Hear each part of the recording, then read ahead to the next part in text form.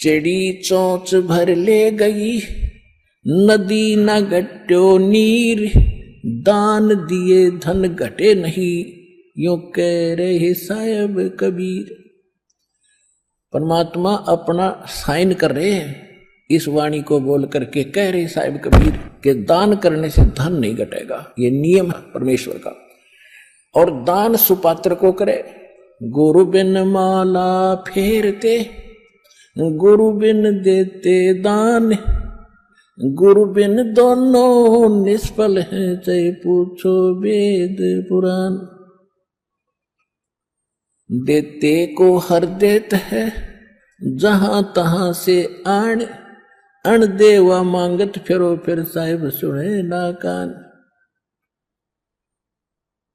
अब परमात्मा ने एक भूमिका करके दिखाई हमारे को कि साईं इतना दीजियो जिसमें कुटुंब समावे, एक धानक, एक जुलाहा, सुबह से लेकर शाम तक एक बारीक बारीक तार इकट्ठे करके धागे और कपड़ा बुनता है। एक दिन में मुश्किल से भी 5 फुट 10 फुट बना पाता है, 5 फुट 4 फुट, और बहुत लंबा सैकड़ों फुट का तार वो थान बनाना पड़ता है। ताना बनाते थे, वो हफ्ते में पूरा होता।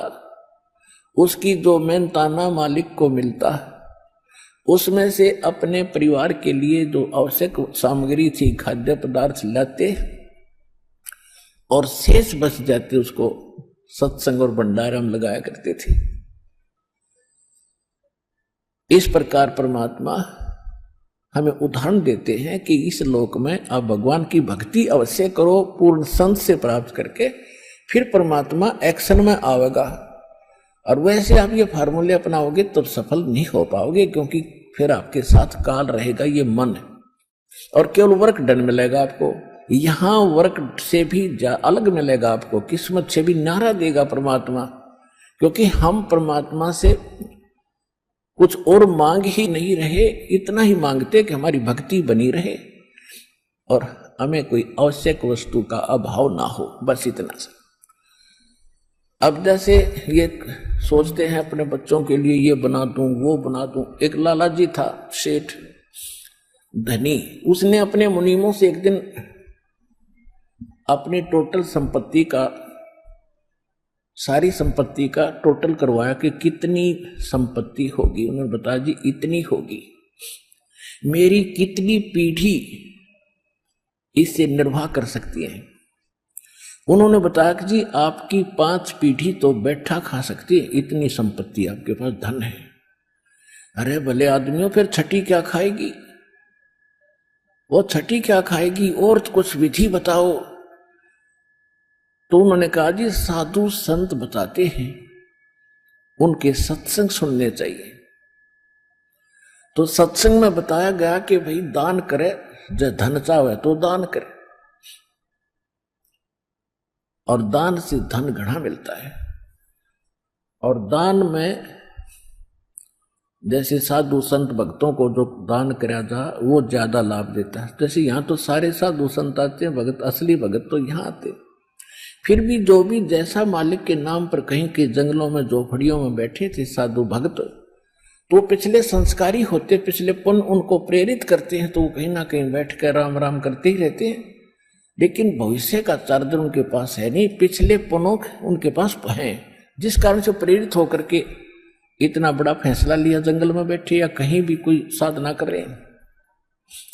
तो उनके पिछले पुण्य ही वहां फल रहे होते हैं। एक आधे को आशीर्वाद दे दे, उन्हें लाभ हो जाए, उसको रोटी मिल जाए, ऐसा चल रहा था इनका काम। तो एक साधु था और पति पत्नी थे, दोनों वहां रहते थे। उनको मालूम था यहाँ भगत हैं। तो उस लाला जी ने क्या किया, सेठ ने सभी मुंशियों को कहा कि नौकरों को साथ लो और आसपास जितने भी साधु संत हैं सबको आटा दे आओ, किसी को जो मांगे खांड दावल चाल सब ले जाओ और दे के आओ। अब देते हुए आ रहे थे, उस भगत के यहाँ आए। उन्होंने कहा कि ले भगत जी, हमारे लाला जी ने आपके लिए एक सीधा भेजा है, यानी आटा चावल खांड नमक आदि दाल आप ले लो। उसने अपनी पत्नी से कहा कि देखना कितना सामान अपने पास है। उसने कहा जी शाम का है। दिन में गए थे, शाम का हमारे पास है। शाम का है कहाँ जी? उन्होंने कह दिया भी हम नहीं लेते, हमारे पास शाम का सामान है। तो वो कहने लगे रे भगत फिर कल भी खा लियो। बोला कल की कल देखी जाएगी, अब नहीं ले हम। बोले कमाल की बात है। उन्होंने नहीं लिया तो वापस लेकर आ गए। वो सेठ ने पूछा तुम दे के क्यों नहीं आए? वो एक और वहां भी था, उसने गिन रखे थे, सारे गिनवा रखे थे। उन्होंने कहा जी उन्होंने ये नहीं लिया। क्यों नहीं लिया? उसने ये कहा कि शाम का तो है, सुबह का भगवान और देगा, आप देगा, हम टेंशन नहीं लिया करते। अब उस लाला जी का सिकरो घूमया फिर दिमाग का, अरे तेरा गजब हुई हो, मैं तो छठी पीढ़ी का ठेका ले रहा हूं, सुबह की भी परमात्मा पर छोड़ दी। वहां से चलकर वहां आया, उसने पूछा कि भाई आप ऐसा निर्णय क्यों ले रहे हो, भूखे मरोगे? भूखे, वो कहने लगे भूखे मरा करें वो जो भगवान पर विश्वास नहीं करते। और हमें भगवान आगे से आगे देता उसने, क्योंकि ज्ञान सुन रखा था। लाला जी को बैठा लिया, कहते मां के पेट में जब आप थे किसने चिंता थी तेरी? हाँ यह तो बात सही है। जब आप मां के गर्भ से बाहर आए आपका दांत नहीं थे, आप रोटी चावल आटा नहीं खा सकते थे, और उससे पहले आपकी मां के स्तन में दूध भी नहीं था, हक नहीं था। बाहर आते ही बालक कितना चिंतित है, आपको अमृत दूध पिलाया। अरे तू ठेकेदार हो रहा छठी पीढ़ी का, तेरी बुद्धि भ्रष्ट होगी लाला जी। और गधे की योनि में जागा तू। तेने बोला जी के करूं, मैं तो मेरे गया के करूं, कोड इकट्ठा कर लिया तने, पाप का भागी तू होकर खाएंगी तेरी पीढ़ी। वो अपनी किस्मत साथ लेकर आएंगी, तेरे भरोसे नहीं है। अब क्या करूं, मैं तो मेरे गया जो बोला इसने बांट दे, धर्म कर दे, तेरी जान बचेगी। तब उस लाला जी ने वो भंडारा शुरू किया, धन भी नहीं बचेगा तेरा। तो कहने का भाव यह है पुण्यात्मा, हम तो बहुत लंबा चौड़ा हिसाब लाए बैठे हैं, एक पल का भरोसा नहीं। देखो अंत में आपने इस स्थिति में आना पड़ेगा, और जिस स्पीड पर आप चले इसका कोई अंत नहीं।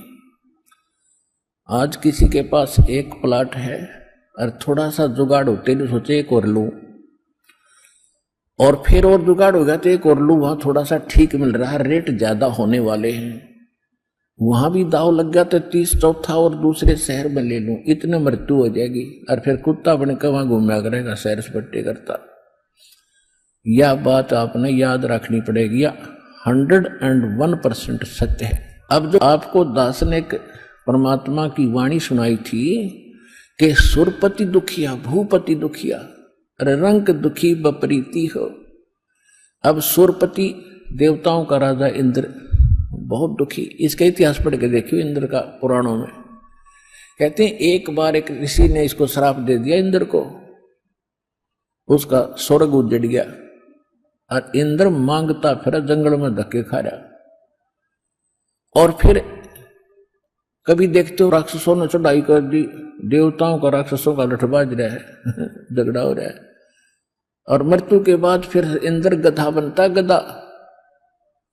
तो यहां कहते सुरपति दुखिया भूपति, सारी पृथ्वी का राजा भी दुखी, और रंक दुखी बप्रीति हो, निर्धन तो स्वाभाविक दुखी, उस पर सारी आपदाएं आती ही हैं जब तक वो भगवान की शरण में नहीं आता। जब वो परमात्मा की पावर से जुड़ जाता फिर रंक हो और चाहे राजा हो, परमात्मा तो उनको सब अपने हिसाब से डील करेगा। फिर परमात्मा कहते हैं कहे कबीर और सब दुखिया, एक संत सुखी मन जीती हो। अब आपने मन जीतना पड़ेगा, आपने मन जीती बनना पड़ेगा। कैसे? जैसे एक रंका और बंका नाम के दो पति पत्नी भगत थे, और परमात्मा आए हुए थे। परमात्मा क्या करते हैं, आपको वेदों से भी प्रमाणित किया है कि जब चाहे कहीं पर भी एक साधु संत रूप बनाकर वो कुछ समय उस क्षेत्र में रहा करके क्योंकि वहां उनकी कुछ पुण्य आत्मा होती थी, उनको फिर से चार्ज करते थे, ज्ञान सुनाते थे, माया से हटाते थे और भक्ति में जोड़ कर उनके पुण्य कर्म बना के वह अंतर्ध्यान हो जाते थे। और उसी समय नामदेव जी महाराष्ट्र के अंदर नामदेव जी छिप्पी जाति में ये भी प्रकट थे। ये पहले ओम नाम का जाप करते थे। ये पिछले जन्म के पुण्यकर्मी प्राणी ही होते हैं जिनमें बचपन से ही परमात्मा की तड़प होती है। तो ओम नाम का जाप करते थे ओनली, और उस समय भी उन्होंने काफी चमत्कार दिखा दिए थे।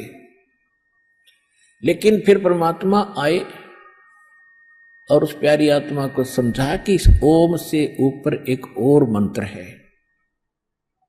अकेले ओम का मंत्र तो इस ब्रह्म का है, और इस जेल से छूटने के लिए 3 मंत्र का जाप है। ओम तत् सत, और तत् और सत ये सांकेतिक है। अब नामदेव जी को काफी मालिक ने समझाया, तब उनकी समझ में आई। फिर उनको सतनाम दिया, यानी दूसरा मंत्र भी साथ दिया। फिर वो उसका जाप करने लगे। अब गरीबदास साहिब जी ने बताया कि नम छिपा ओम तारी, पहले केवल ओम में लौ लगा रखी थी, ओम में लगन थी और कोई जाप नहीं करता था। और पीछे सोहम भेद विचारी, बाद में उन्हें सोहम का ज्ञान हुआ। और सार शब्द इन दोनों से ऊपर है, सोहम ऊपर और है सत्सुकृत एक नाम, गरीबदास जी ने अपनी वाणी में लिखा है।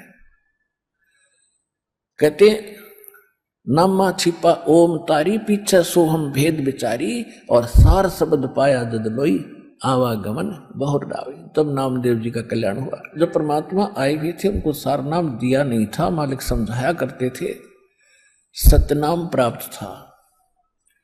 लेकिन पिछले संस्कार और इतने प्रबल थे। एक दिन नामदेव जी जा रहे थे कहीं से, और साथ में रास्ते में एक मंदिर था। मंदिर में ब्राह्मण लोग अपनी आरती उतार रहे थे, और आरती उतार रहे थे, बड़ी लय से गा रहे थे। नामदेव जी के भी वो परमात्मा की आरती का धुन लगी। वो तो घंटियां बजा रहे थे, कोई ऐसे झालर पीट रहा था, लगा रहा था, और उसने अपनी दोनों जूती निकाल ली।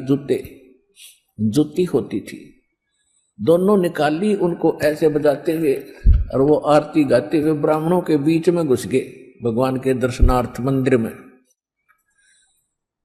अब पंडितों ने देखा कि ये छोटी जाति का हाथों में जूते लेकर आ गया हमारे बीच में, इसने तो भ्रष्ट कर दिया भगवान के मंदिर को।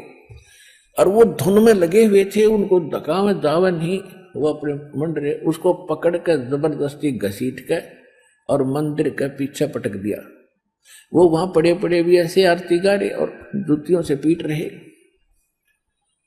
परमात्मा ने वो मंदिर का मुख नामदेव की तरफ कर दिया। पंडित जी पिछली साइड में पिटे झालर पीछे न खड़े।